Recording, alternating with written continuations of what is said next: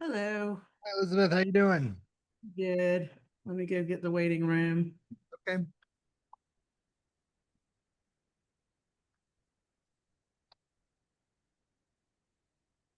Hello. How are you all? Hello. Doing Hello. well. See you all. Ah, okay. Here we go. Jonathan, I know we need to talk. Yeah, yeah. We'll touch base about Okay, the panel and see where we're at. cool. We'll figure it out. Okay, cool. My main all my Wi-Fi went rent down 5 minutes before this meeting, so now it's all coming back, which is great. So Yay! I'm going to join with 8 different devices. Awesome. Well, at That least that a should really be few. what our panel is about. Is about Yeah. holding meetings with at least 5 devices or more. And Yeah. yeah. Well, I teach, I predominantly teach online. Hmm. Um, when, my colleagues are like, no, the students must have their camera on. I'm like, y'all, half the time I can't even get my whole thing to work. So it's really hard to, I mean, I try to encourage it, but you can't like hard rule it. No, So no. I think actually you literally can't hard rule it. At least you literally cannot. Yeah. yeah. So Yeah. yes, it's Yeah. generally better, but it all kind of partly depends on what you're doing. I mean, if you're sharing your screen and you're all looking at a game engine or a website or whatever, then you're not looking at each other anyway. So it kind of depends on. It's a bit context dependent. At least is what my experience has been. Mhm. Yeah. How's your summer been, Pat? What have you been up to? My summer's been good. Yes. Um, Agreed. Now, Oh, Jonathan, you're going in and out on me. Is that you or me? I It's think it me. might be you because Pat's It's still good for my end. yeah, you me. guys, Elizabeth, I think you're the only one kind of blinking on my side. But no, things are good, Jonathan. I'm working on a project with a veterans organization that's been going really good. We did a test a couple weeks ago, and that's kind of been driving my time and effort. What about you? Yeah, it's really been pretty well. I've been working on a simulation for fire safety inspection. Oh, So this is a class they've offered in person in the fire engineering department at UMD, and they want to offer it now remotely. And so they yep. want to have a way to replicate the in-person tests they do through a hospital. Yeah, that's a great Um, example. so that's been great. So I'm working with a couple student developers, and yeah, we're deep in the gray boxing weeds, and it's good. It's interesting. It has to be browser based, and Browser. thinking about users who are not video game Yep. proficient as it were. So trying to figure out what the most simple key bindings are is also a fun thing to work on with students who are like, but you just hit E for everything. Why is that not intuitive that you just hit E? Well, yeah, but what a great opportunity for students because that's the kind of stuff they're going to Yeah. be asked to do, when they get to their Yeah. next job. So if they can say, "Well, this is what I learned on this project," Right. that's invaluable for them. Oh, absolutely. And they're both doing a great job. They're like doing really, really solid work. Um, yeah, they're on top of it. We just had our weekly stand up this morning, and like it's good. So that's been fun. And then some possibilities of taking the Dance Squared project to some different places, including potentially the Kennedy Center, which is Nice. which is both like, oh, that's amazing, and also like, I do have to think about that a little bit because the Kennedy Center, a la 2025, is not the same Kennedy Center at the top anyway as 2024. Hmm. So I'm just sort of taking a minute to just make sure that if if we say yes and go that route and collaborate, that's not going to feel dicey in any way. Yeah. Well, that's good. It's But good to have you're that. muted, Elizabeth. You know, Sorry, Pat, what were you saying? no, you know Oh, no, I'm what? just saying that's a great option. I mean, smart to baby step your involvement, but good to know that that's potentially one of the levels you can share. Yeah, so we'll see. We're just kind of in initial conversations about it. But that's, yeah. So, lots of nice little like balls in the air. And the summer program that I run is going to be wrapping up this week. So I fly out tomorrow to go back to Maryland and finish out the program. It looks like we have, I think it's either 20 or 21 projects that are going to be Wow. demoing, which is incredible. Usually we have around 12 or 13. And so the fact that we've got 20 or 21 is exciting, that we've kept that many projects all the way through to get to the demo stage. So that's gonna be exciting. Cool. Well, y'all, I'm here, but if I drop out, I'll switch back to my phone. Please carry on just like y'all did. I guess they must be working on everything. But first I just want to say, everybody here I know, but Jinsa, you're new, and welcome. Oh, nice to meet you. Yeah. I am not technically a member yet. I think I sent the interest to the email, and then since then my email was added to the mailing list, I think. And I just realized that I haven't finished the membership process, so I'll do that soon. Yeah, nice to meet you all. I'm at Texas A&M University. Oh, That's wonderful. great. Well, you're in good company because I don't think any of us have completed the full membership, all the way through yet. So the call, the call for the sort of the finance part of it won't be for another month or so anyway. So you're good. Don't don't, Okay, don't thanks. sweat that. Yeah. Well, it's great to have you join, and maybe you know this, but your new virtual production studio manager is our old student. Uh, Oh, really? yeah. Um, so yeah, That's great. he just started there. Okay. College Station or Fort Worth? Um, well, let me check real quick. Yeah, we Joel? have multiple virtual production studios. Okay, wow. His Yeah, name a is few Joel. in College Station as well as Fort Worth. Okay. He is the virtual production man, program manager at Texas A&M Fort Worth. Hmm. And where are you? Which are you coming from? I'm in College Station. So we're expanding through Fort Worth campus. Okay. And we currently have a virtual production studio like ready, been actually using for classes in Fort Worth, but College Station, we're still in the process of constructing. Got it. Hmm. Well, great. It's great to have you here. And since she's new, I think we should probably all at least Yeah. say where we're coming from, especially since it's a small group today. And then we'll get into some conversations about what everybody's using for this coming semester and beyond. Pat, you want to start us? Yeah, I'll start off. My name's Pat Clark. I teach at the University of Colorado Boulder. I run our immersive media lab, which is a teaching and learning space for students and faculty in the College of, we just changed our name, College of Communication, Media, Design, and Information, CMDI. And we work on all types of different projects that support those units. So everything from journalism to communication to environmental design to critical media practices, which is kind of like our media production major. So that's what we do. Awesome. Jonathan? Sure. I'm Jonathan David Martin, he, him. I'm a part-time faculty member at the University of Maryland's Immersive Media Design program. And that program is housed between both the Department of Art and the Department of Computer Science. So we have students that come through with more of a design focus, but learn to code, and students that come through with a development focus, but that learn how to speak design.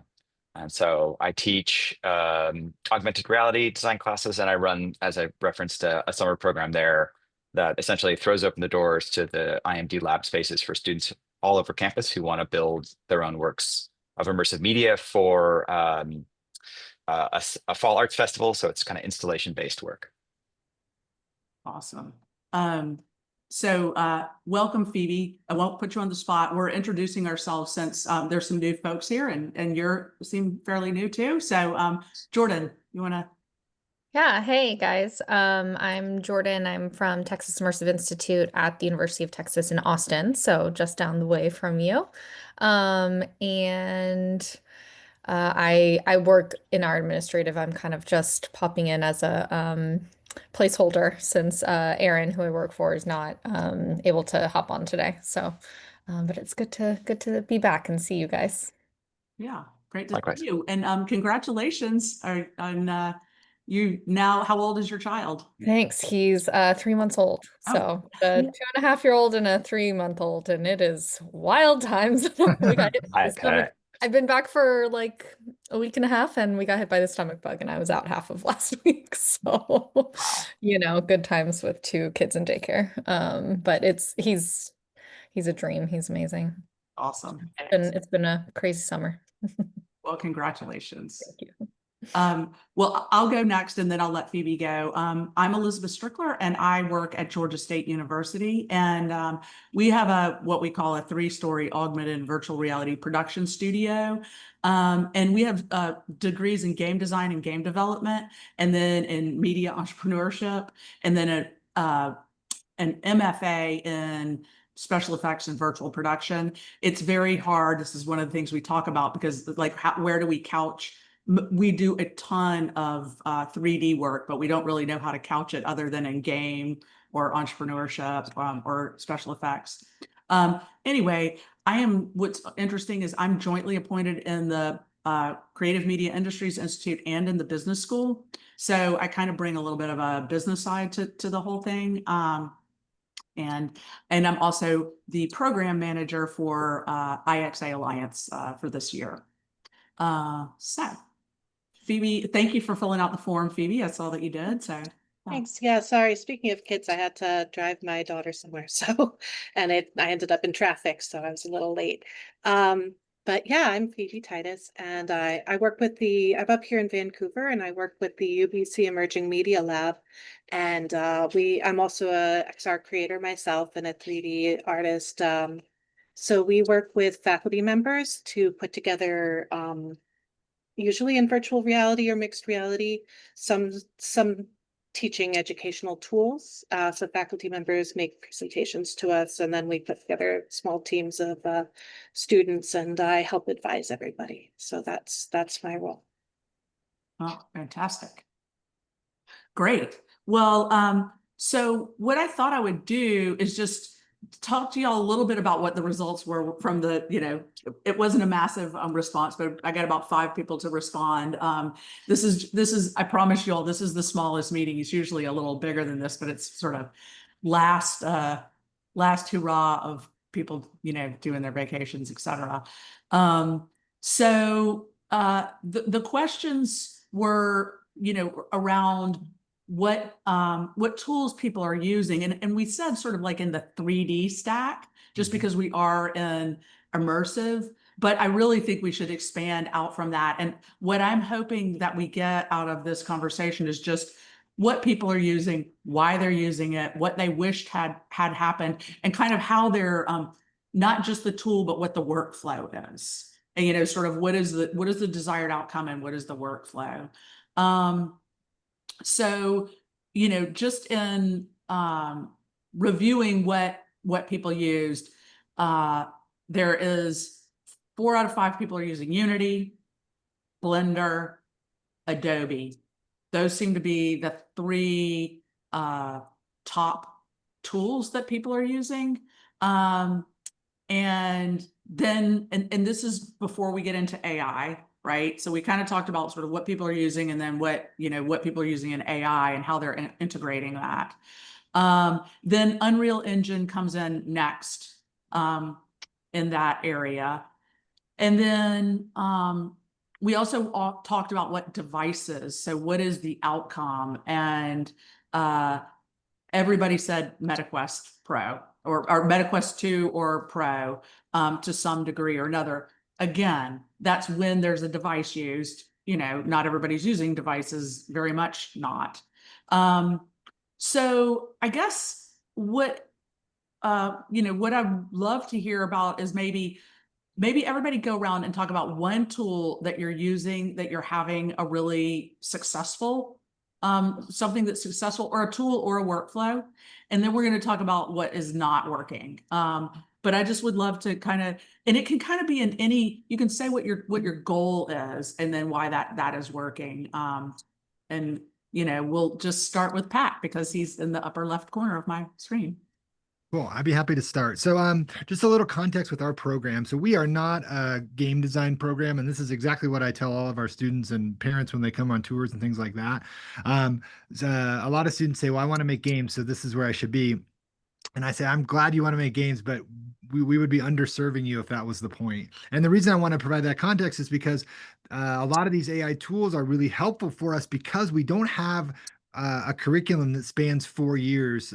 So a lot of these students we get, maybe they finish their first semester of their sophomore year, they're going spring semester now, and we're getting them in our intro to immersive media class. And in that class we hit them with photogrammetry is the first skill that we teach, and then we go from there into Unity for a simple VR project, and then to a simple AR project, with the idea being when that class is done, they can decide, well, either A, this was interesting but not for me, or B, I really liked VR, I'm going to take the advanced VR class next or the advanced AR class next. So we kind of or maybe spatial sound or something like this.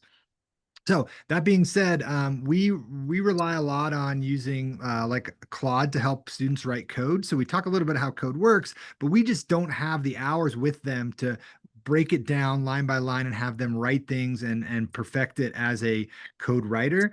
But but what we have found is that that's a really great way for, if they have a basic understanding, how they can talk to the tool and have the tool get them pretty close to what they need. They can tweak it a little bit if needed, but so we rely on that one a lot. I haven't done this yet, but I anticipate that the new 3D asset creator in Unity, the AI 3D asset creator, is going to be a similar thing where it's like students really, we're not giving them the tool set in our other courses to like model a house or an airplane. Like these are some things that they go to the asset store a lot for. So I think, but with that in mind, they're sitting next to another kid who has a similar assignment who's also using the same asset from Unity in their project, and they want to be different, right? They want to make them different. So the integrated 3D asset creator, AI 3D asset creator in Unity that I haven't played with yet, but looks like that's going to be something we're going to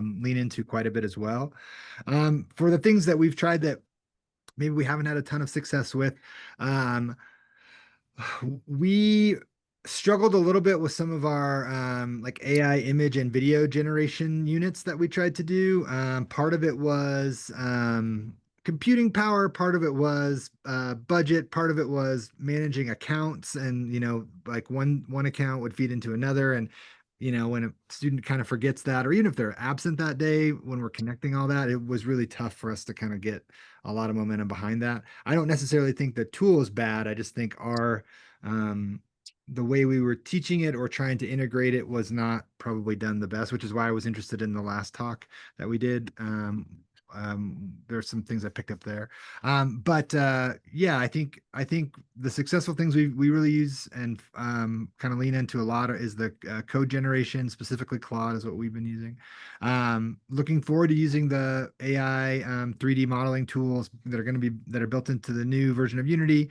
And we've really struggled with some of the image and video generation attempts that we've done in the kind of units where we've tried to program that into our courses. So I don't know if that's helpful for everybody else, but that's kind of where we're at in terms of our teaching.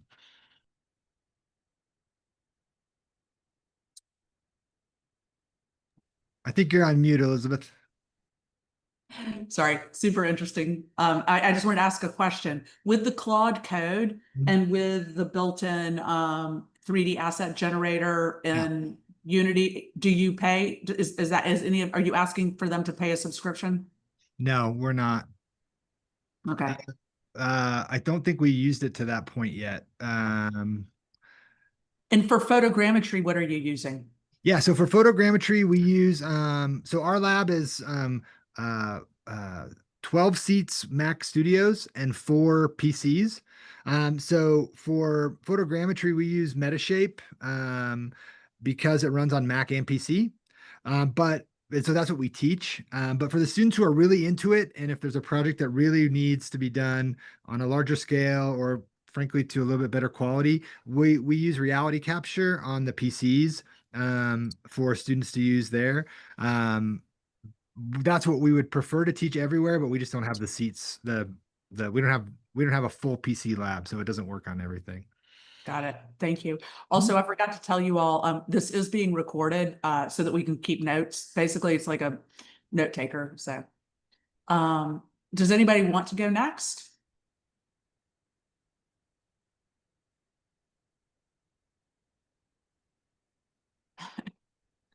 I'll go next then, if y'all don't want to go. Okay. So it's interesting because I'm going to speak from, there's so many different people working. And so you all saw last month we had Max Thomas, who does more of our deeper 3D world building and virtual production. And so he and I have both kind of dove, whatever, into Comfy UI. The reason why Comfy UI is so great is because you can use RunPod, which means that you don't have to run it on your computer and you can run it in the cloud. And that is amazing. And I wish we had that for like Unreal and other tools like that. Granted, the feedback would be really hard for that, but so that's one thing. But so what he did was he's using Comfy UI, which is basically a user interface for AI tools that you can run in sort of a node-based system that you don't have to run, that you usually run on your own computer, but now you can run it in the cloud. And it's open source like Blender, and it's really amazing. And now they're putting, so that's one thing for using AI. Then also you can use the images generated like you were talking about, Pat, but that are hard, but we were using Meshy AI to turn 2D images into 3D images. And that's really impressive. It does require a subscription. And so, we're just trying to kind of manage like, what's a book cost? What's a software, trying to kind of manage what are the ongoing costs, and can we ask a student to pay for 3 months worth of something and then just ask that they try to pay attention to their subscriptions, which is a life skill nowadays. So there's that. And then a lot of Blender. So he's in the 3D world building. He's kind of using some Comfy UI, Meshy AI, Blender, and then we do pay for iClone. We pay for iClone because we have 2 of our colleagues work for iClone. So we get a good discount, and that is something that we pay licenses for. iClone is like for really creating really live humans and, being able to puppet them and with, motion capture, etc. So that's one kind of, I would call that kind of a higher end pipeline. For me, then there's sort of the immersive experiences, and I'm not going to go too much into that because I think Jonathan's going to go into some really good stuff there. But I did just teach an AI filmmaking class, and I've learned the pipeline on that really well, and that's very interesting. And that was more of an executive ed class, so I had producers and real filmmakers all the way down to people who didn't know film or AI. But that one was pretty straightforward, which is we used scripting in any of the variety of platforms, ChatGPT, Claude. We used Jim Hart, who's a screenwriter. We used his story. It's kind of like the hero's journey, but it's got more levels of it. So kind of trying to really understand narrative. So we ran and kind of really thought through the script. Then we used an amazing new tool that I really want. If you're going more in this film narrative route, no matter which direction you're going, we used Film Pro. Film Pro sort of keeps your characters and your worlds all separated, but you can merge them with AI and mix the background, and you can then name your character, and then you can, and this is just for storyboarding. It doesn't have to be making an AI thing, but it can be communicating a visual story. So this is new, and I will share the link in there. Film Pro has been amazing because that's sort of the anchor, so that you're not just willy-nilly making crazy stuff and trying to figure out how to put it together, but you're really kind of got a structured story. Then after that, then we went to, you would take your the images that you loved, whether you made that, so those could be made in Film Pro or in Midjourney. And then because we got free credits, we were using a Chinese company called Hailuo AI. It's one of the millions of image to video tools. And we use that to make videos and to make an actual film. But those are amazing. I can show you some of the results. It's really uncanny. But that's the process that we were using. So that's sort of way harder on the AI side. So that's what I'm talking about right now. I'll go. Give us some of your AI movies. Yeah, I'll show you some of the examples, and in 2 days, your mind is going to be blown. Cool. Yeah. Yeah, go Also, ahead, really Jordan. quick, well, I'll interrupt too. Sorry, Jordan, just to piggyback on to say, and I'll send this out to everybody, but I am co-curating an exhibit on campus at UMD on AI films and graphic arts. So keep an eye out for that to submit, and for your students to submit. Oh, So sweet. Okay. that'll be cool. Yeah. Wonderful. Great. I was just gonna hop in real quick because I'm not the technical person from our program. I don't have a ton to share. But I wanted to kind of piggyback off of what you were saying, Elizabeth, because when you're talking about the students and like how much can you expect them to pay for certain subscriptions and things like that. I know Erin teaches a creativity and AI class that the first semester that we did it, we actually got our college to pay the subscriptions for the students. Like essentially give them a scholarship to pay for the ones that Erin had chosen. And then we quickly realized that was not going to be sustainable. They weren't going to do that every semester. They only did it for one. So she's really worked through a ton of different AI tools to figure out like what has a version that works for the students for one semester and what isn't going to be enough for them and they'd have to pay for it, and trying to keep those like costs low, and then also communicate what that cost is going to be to the student, upfront, and also for our own costs too, because we don't want to be paying a million subscriptions for those types of things. So if you have, questions about some of those things that you're trying to work with your student, I know she will have some input on that as well. But we also have been talking about doing like an AI filmmaking, like, I don't know, weekend for our students, kind of like we do with our Build Fest. So this conversation is really interesting to think about, how we would do that. I know a few of the projects we've been working on, they've got this research project that they're doing. It's a VR haptics project that they're digging into Unreal on, and some of the like VR optimization stuff for that. And beyond that, there's something else I was gonna share and it just went out of my brain. Well, that's really helpful because the subscription is a real issue. And so what we did for the filmmaking weekend thing was we got a sponsor, and they're very open to doing this. But when it's a 2-day thing, it's very easy for them. They gave unlimited, ultra fast, whatever you wanted for. It was actually it's Saturday, Sunday, and then they cut it off on Tuesday. And I will tell you, I think half my the attendees have already paid for another subscription because you know what? It's like crack. That's the problem with it. It really is. It's a different beast than any other softwares that I've used before, but people really get hooked on it. And I think it's something that we need to kind of think about what that means then. Yeah. Yeah. Wow. The other thing I just remembered what it was. Erin's been really digging into Isadora for projection mapping. Oh. They used it with their Japan project. She just got back from Japan like a week and a half ago. And she's going to be running some workshops for our students this fall with that because she's realizing it's a lot more user friendly than Touch Designer was, which is what our students have been using for a couple of Interesting. years. So Cool. That's great to hear. So Phoebe or Jinsel? I can go.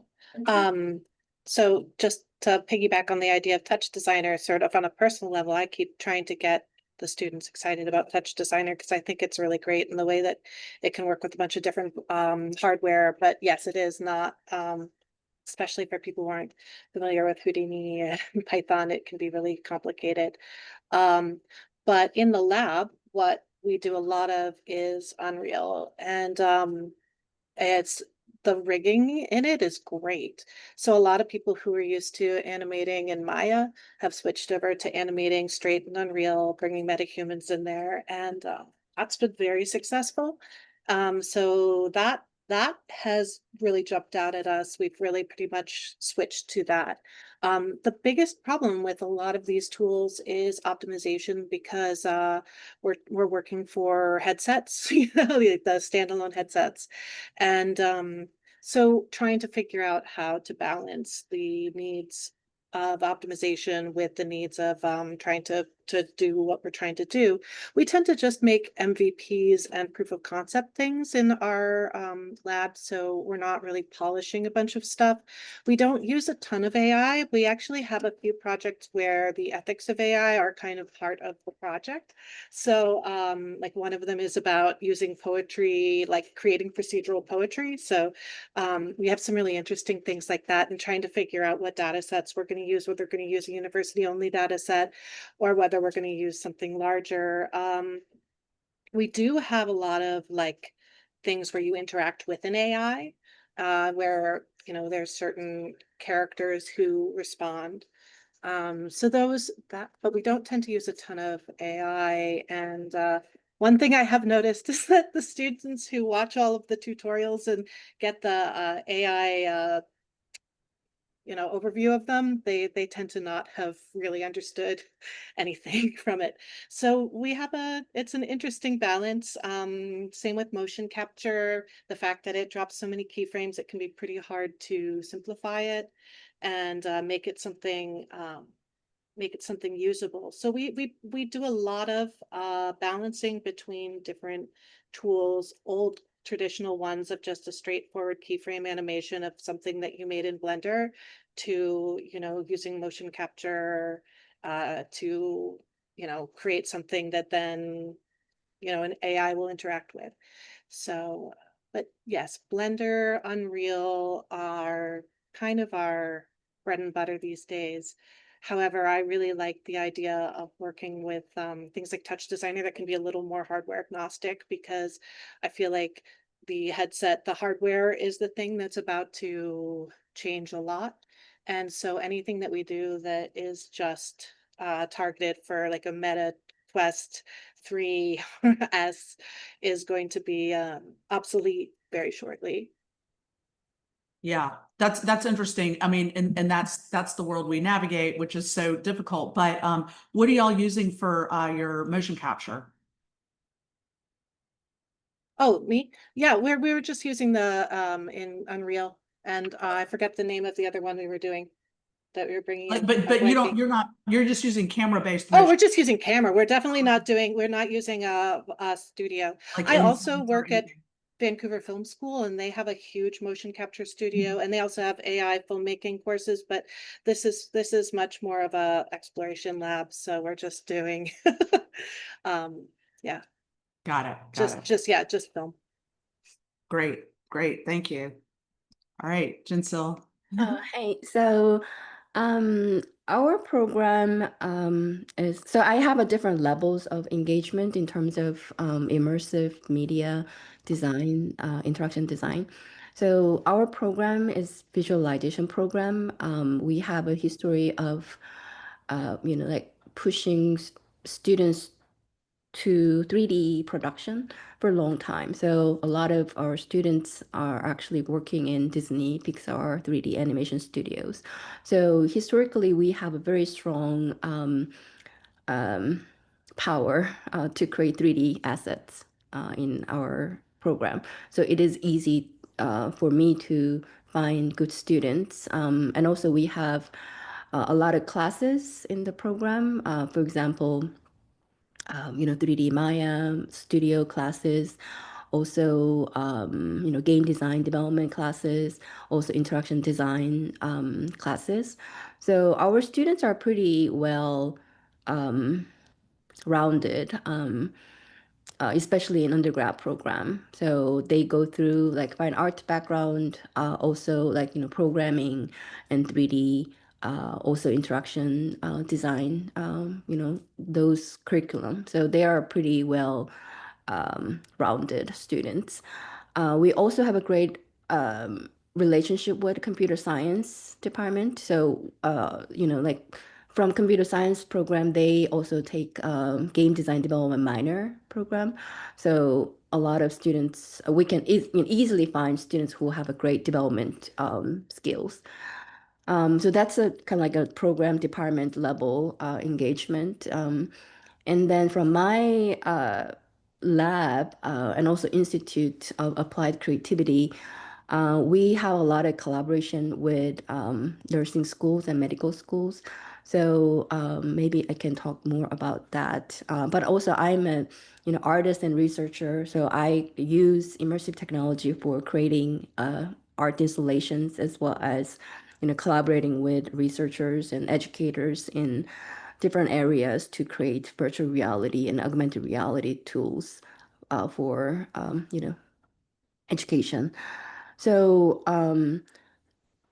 in general, we use Unity a lot to develop applications because it's much flexible. I mean, even though this is kind of functional education program, we always try something new, something innovative. For example, like haptic gloves, or so to make sure all the new experimental component working correctly. I think Unity is more flexible, and then it has I think how do you say, developers are more familiar with Unity environment. So in general, we use Maya for 3D creation, and then Unity. As I said, haptics and motion captures, and it's very flexible in Unity. In our program, actually, we're pushing a lot with Unreal because it has very high quality. It provides very high quality visuals by default compared to Unity. So our program has a lot of supports for Unreal.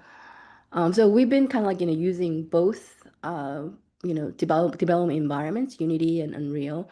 And then in my lab, we choose Unreal for some projects requires higher visual fidelity, and then we use Unreal. And then if we do more experimental work and needs to be done quicker, more effective, then we use Unity pipeline.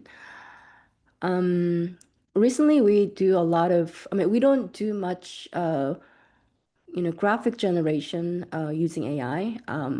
Instead, as Phoebe mentioned, we also do conversational AI. So nursing and educational programs has virtual avatars that has AI API connected, and then that reacts to real users, questions and responses.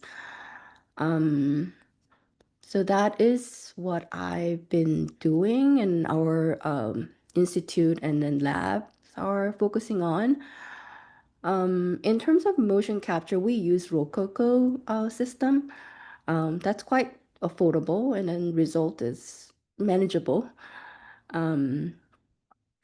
So we tried different types of motion capture tools like video-based, also our other, um, you know, Vicon, more complex systems. But I think Rococo is so far it's best for us to utilize.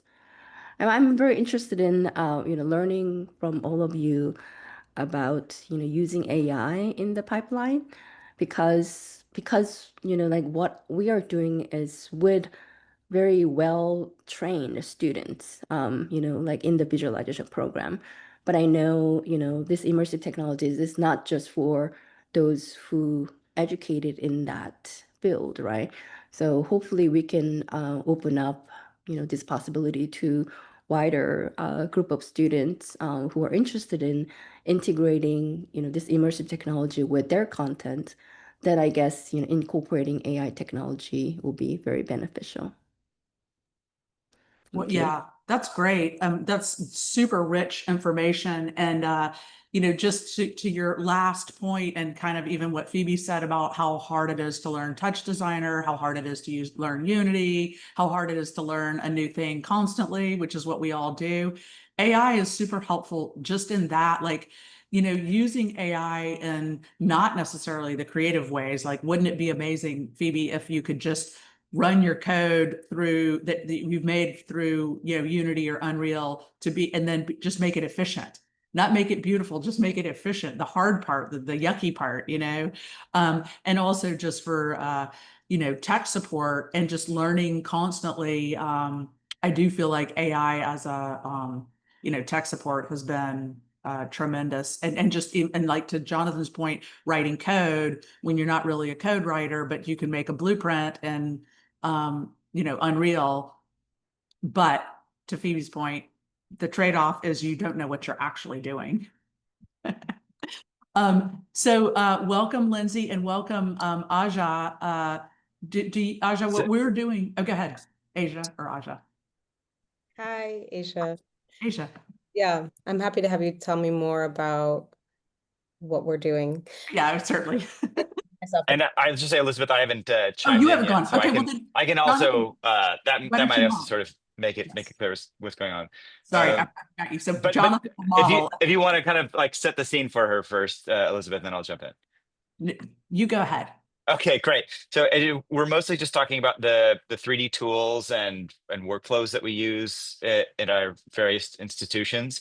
And so I'm going to throw out a bit of a grab bag since I work in the immersive media design program at University of Maryland, and our students work on a whole lot of different stuff. It's kind of all over the place.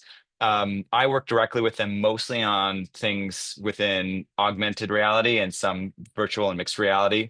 But I'll throw out a few of the other systems that I know students are using. And I'll just start with one because I had to look it up first, which is mocap. And so we have two different systems that we use, a markered and a markerless system. We have a markered Vicon system that a lot of students will use to create animations with. And then we also have a system that works with a company called Capturary. And this is a LinkedIn post that one of our senior students who just graduated posted about his capstone project. And what he did is he used this markerless motion capture system through Capturary to capture ice skaters on a ice skating rink in order to create a 3D game around ice skating. And this was a pretty novel use of mocap and a way to get really interesting animation of something that's not perfectly easy, obviously, to do in a traditional animation workflow. And I think the results that he got looked really great, especially for a markerless system.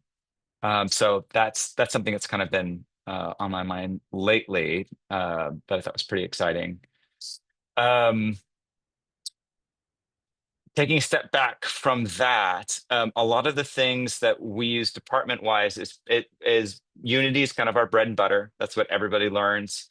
Though we are getting more interest in Unreal Engine and employing that more. Sometimes it's for virtual production. Sometimes it's just because the students are interested in working with metahumans or with just something that's got a higher level of polish in terms of the visuals, as Jinso was kind of talking about and Phoebe was talking about as well. More and more we're having students who want to use Touch Designer. So that's kind of been in the summer program that I run. That's actually been the software du jour. This year, everybody wanted to use Touch Designer in part because they actually found that to be easier than Unity. So to sort of talk in the counterpoint that a lot of students will come in saying, I want to make a VR project. And the way right now that we're walking them through the steps to go through Unity, they quickly feel like it's so difficult to get something in, to look at it. There's so many different places where they run into technical issues that keep them from really getting to play with their vision, that they're preferring Touch Designer as a way to get things up quicker and to see what it is. And I think they like the fact that it's something that can be interacted with without a headset. So it's been really interesting this year in particular to kind of see that interest in Touch Designer. We do have some students that use Isadora, although Isadora is actually mostly used in another department on campus that is a MFA program in projection design.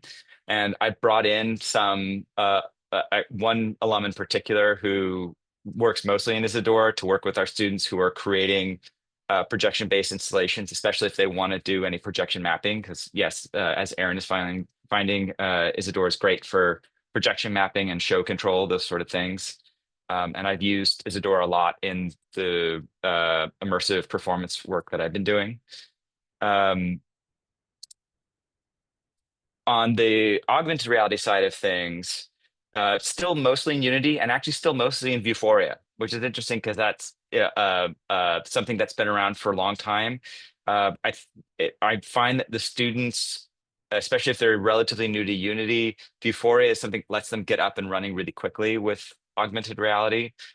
It's room scanning modeling is really good, and also object recognition is really, really good. So when I have students that are wanting to create sculptural elements and then have augmented content on top of that, Vuforia has been a really good and easy to use pipeline for them, especially if they're more on the design side and less on the dev side. One interesting thing that I've been playing with right now in terms of AI tools is Bezier. If you're familiar with Bezier as a company, they're a startup that this time last year had an XR prototyping tool that was all browser-based. Cool. It worked with mixed results. Things like the SLAM tracking and that kind of thing were not terrifically good, so you had a lot of glitchy elements. But it was great that somebody was thinking about, oh, the XR workflow is really, heinous to get up a quick prototype, and there needs to be a tool to do this. They pivoted and have now created an AI tool that is a desktop app that works directly in your Unity projects. And I've just started to explore it. And so far it's imperfect, but quite useful. It does something that I find when I'm using Claude as a dev assistant, it can't do as well, which is actually look and see what's in my project and to be able to suggest things based on what's actually in there. There's some bugs in terms of it forgetting that it told you something or missing something that's actually in the project. But that difference for an AI assistant, I think, has a lot of potential if you're working inside of Unity. And a couple other things actually I'll touch on that are low tech, or that paper prototyping for any of the installation stuff that we do is still something that ends up being a really useful time-saving workflow for 3D things, especially if you're going to be, if the students are making something in VR, for example, paper prototyping or AR for that matter. That's been actually just a really useful thing to constantly come back to and get them working and thinking through their ideas quickly. I use Miro a lot, and this is a great browser-based tool that I'll use for storyboarding, initial design, documentation. I find it pretty quick to use and easy to collaborate with everybody, so it's worth checking out if you don't know. For AR, we still use Adobe Aero a lot. If we're going to be outside of Unity, that's still been a solid tool, especially for artists who are wanting to make things that don't have a lot of complicated events structure that needs to be in their AR projects, but they've got some interesting art or that kind of thing that they want to engage with. And then kind of on the we have some students, and I don't know a ton about it, but that are using EEG to gather and have data sets that they're using inside of Unity. So I'm curious to see, this one project in particular that's being worked on this summer. So I'm curious to see how that goes. But that's been an interesting sort of exotic tool. Oh, and also worth mentioning 11 Labs. It's a voice AI company. Found it really great for prototyping, voiceover, that kind of thing. It works really quickly. You can do a lot for free without needing to buy a subscription. So that's been a useful tool. And the last one is using Connects, both old school Xbox Connects and slightly more recent Azure's for interactive projection design. Those have been usually pretty good for what the students are wanting to do in terms of doing some interaction stuff with their projections. So yeah, a little bit of stuff all over the place, but just to kind of throw out things that have been useful that we're working with. So And I would just say, oh, sorry, one last thing, which is just the biggest headache has definitely been the workflow inside of Unity, specifically and with VR. That's still a lot of the big pain point, and definitely device management is a big part of it. Super comprehensive and really interesting. And I was wondering, have you used any of the eighth wall stuff? Yeah, so we've used eighth wall a little bit. I think actually we need to kind of go back to it now that they've opened up a lot of the features that previously were behind the paywall as of a year ago. So that's something we'll probably be going back to more. I've found in the past that eighth wall has been great depending on how you want to use it. Meaning, if you've got something that's static and the user's not going to be moving around much, and the thing that you're anchoring to doesn't move much, it works pretty well. Otherwise, things like slam tracking with anything having to run through a browser get pretty glitchy, which can undermine what you're doing. We also do a lot of things that are sort of in a festival format. So the students, there are fewer use cases where it's better if the audience is using their device, which is really where eighth wall and Niantic is great. So when it's like we're giving somebody a tablet, you're usually gonna be better off building an app to that, since you can kind of control that side of things. Great, super interesting. So Asia, that's what we're doing. Lovely, perfect. That was super helpful and grounding. I'm coming from Kinfolk Tech. We're an augmented reality nonprofit tech company. I'm newly their creative producer. I kind of know of the Alliance through Johnny Carson Center. Hi, Lindsay. And I'm really thinking about I'm hoping to create a pipeline for students to come work with us, either as interns or post-grad. And we have a huge need for 3D work. Where our app is built on Unity, and we worked pretty closely with Niantic. Most of our platform is built off of um, their kind of pipeline, which is great, and we have a good relationship with them. I will say, just from a Unity perspective, my team is working on a Unity version that's 2 years old, and I'm like needing to upgrade to today's to Unity 6, which has so much more capabilities. And so it's been interesting, this like difference between what our dev team could do, or what 3D artists could do if they had access to the latest Unity, which I think is a lot more plug and play, versus kind of like things we have to build just to be able to do kind of simple mechanics in older Unity. So that's just been kind of an issue for us.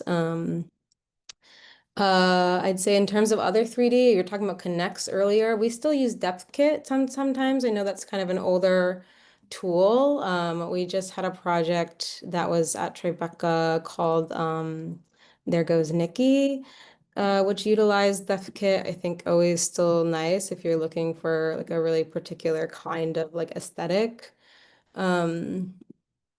In terms of augmented reality apps, we're thinking about what it would mean for people to be able to put augmented reality projects like on our platform, in the same way that you can with an Artivive. I also work closely with Black Terminus AR. If you're ever looking for an augmented reality platform that is more community-based and kind of has an ethos that's related to the content. Those folks are based out of Oakland and created these kind of AR murals with the Black Panther community there to kind of make that history alive. But what's cool about Black Terminus is that anyone can use it and upload. It's all built on top of Unity, and it's really meant for people to be able to just have a no-code experience and get used to things really quickly. And the actual like team is super accessible and do workshops and just good guys generally. In terms of prototyping, I've been using Marvel recently, which my like students that I work with really like. Um, uh, Miro is cool. My team uses Figma. I haven't determined if Figma is better than Miro, but I have been having to get used to Figma over Miro board, which is something. Um, yeah, I'm wondering if there's anything else I can add to the conversation. But yeah, that's kind of my team, what we're up to, what we're doing.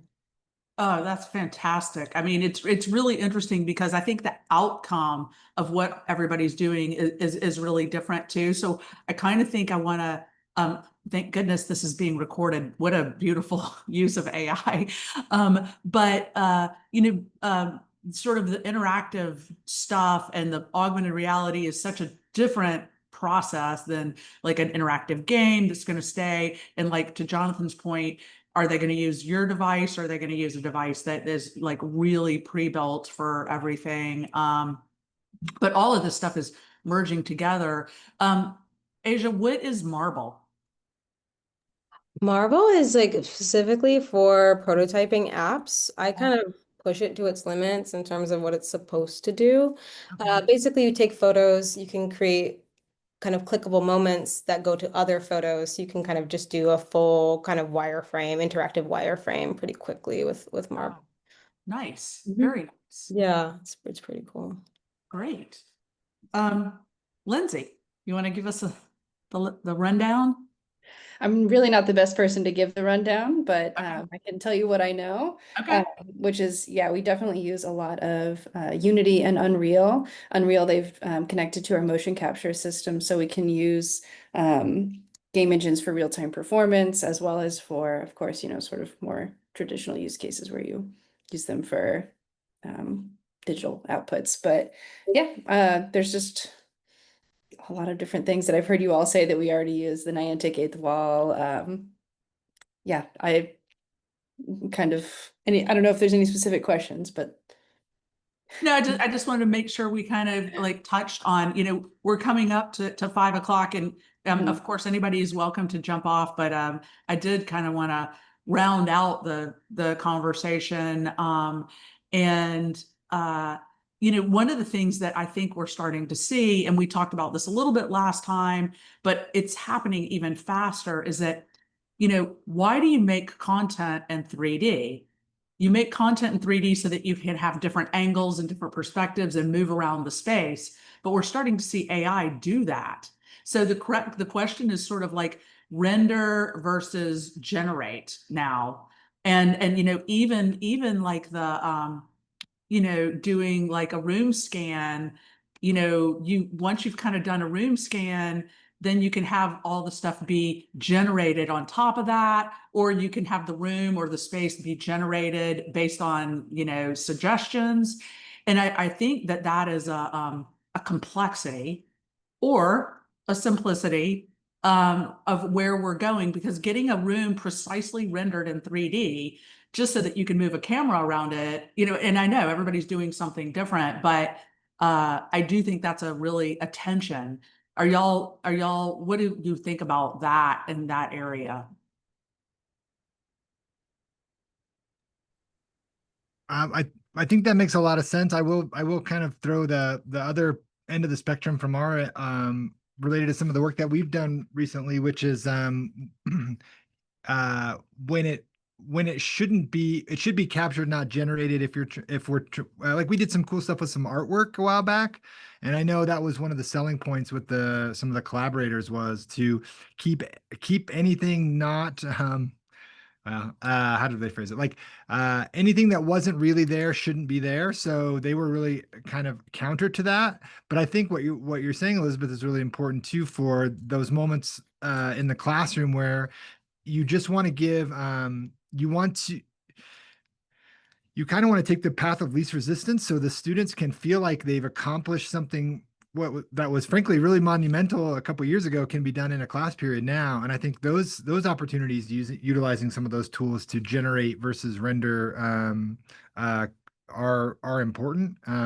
But yeah, I just wanted to kind of just highlight the idea that that's always a consideration, right? I think maybe that's what I'm trying to say is that and there's variations on the spectrum when we can look at, you know, how much we can lean into it and really get us far down the road quickly, or do we take the slower route and try to, you know, make sure that we're being totally accurate for either artistic representation or creative reasoning or whatever. I don't know if that makes any sense, but that's what I'm going to add. Yeah, that makes, I mean, I guess what I'm really saying is that you have to make the choices. So you have to know, you have to have an informed choice. So if you're doing an accurate, you know, like you're scanning a human, you know, and doing and having them sort of talk about the history, or you've very carefully created a virtual being with which you want to you know, represent reality, you have to understand which are the synthetic elements and which are not, and why you're making those choices. I think that those are the kinds of things where more important than the tool is we need to kind of understand what is the goal so that we know what criteria or rubric in which to use to pick a tool. Unfortunately, the world moves so fast. We're not having that, but I do think that kind of having a rubric of you know, do you want it, you know, no code, or do you want it precise? Do you want it, you know, ultra real, or is fast more important, you know, or is rendered real time, you know, those kinds of things. I do find that rubric very interesting.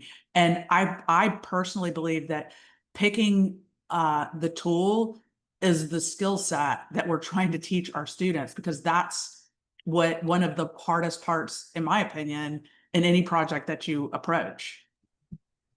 I agree with that 100%. It's knowing the tool belt and knowing what to use when. That's more important than any specific thing. I agree with you. Yeah, so that's kind of one of the things that we're trying to kind of make happen in this group. And so this is super helpful. And we can I'll, you know, send out a summary of all of this, and you know, just kind of keep thinking through what are the tensions and what are the, you know, reasons for everything. So any other comments or questions that you all have about anything to do with IXAlliance or today's conversation? Okay. I would just say something real quick, especially for the folks that are joining for the first time. The biggest benefit is just having a light in the darkness to reach out to on some of this stuff. Like, I've already made a couple notes on things people mentioned that I'm going to look up, and then if we decide to use them, I might reach out to you and see how you're using them. That's the huge benefit with this. So if you haven't had a chance to be in one of our meetings before or talk to anybody other than this, I would encourage you to do that. That's the way I use this group the most. Yeah, great. And we'll send out the link to the Discord to everybody. So because we do have a spot in the No Proscenium Discord for academic teaching use, which everybody is invited to. And we also invite you to write me directly or IXAlliance. You can just reply to the email if there's a topic that you would like to learn more about, or if you would like to present on, you know, something that you've done or a deep dive. We're always looking for great programming because this is how we share our information and share our knowledge. Next in August, I think it's August. Pat, are you in August, or is it? Okay, so tell everybody what's August. Yeah, in August, we're just going to talk a little bit about something we do in our program a lot is 360-degree photography and video, and then utilizing those in different ways. In Unity, we do a lot of work in planetariums. We've done some stuff on the Sphere, not the Sphere in Vegas. Science on a Sphere, we call it the Sphere here, but Science on a Sphere, which is a program NOAA does. If you've ever been to like a science museum, it's like a big ball and they project satellite data on there. So just some of the things that we've learned through that program, through that type of teaching. So everything from the tools that we use to the workflows and successful projects, things that we've crashed and burned on, all those things that might be helpful for you if that's something you decide to introduce to your students. Great, thanks. And then following that, we've got the Immerse journal that was run by Jessica Clark and Sarah Willison. We are probably going to be taking that over and starting our own academic journal. And we probably have some good news to share soon, that there might be some funding for it. So we're trying to kind of get a journal that is got some academic components and some less academic components because, so we're trying to kind of figure out that. So if you want to talk about publishing and journals and how to kind of, get the word out in a sort of consistent type of documentation, join us. That will be in September, on the fourth Thursday in September. So stay in touch, and thank you all for coming and talking and sharing. We'll send the notes out shortly. Thanks, Elizabeth, for putting this together. Yeah, This is great. thank you Really all. great to hear from everybody. Yeah. It was great to meet everyone. Thank you. Thanks. Nice to meet you guys. Take care. And Jonathan, I'll reach Take out care. to you. Please do. Well, sounds good. Talk to you soon. Yeah. Bye.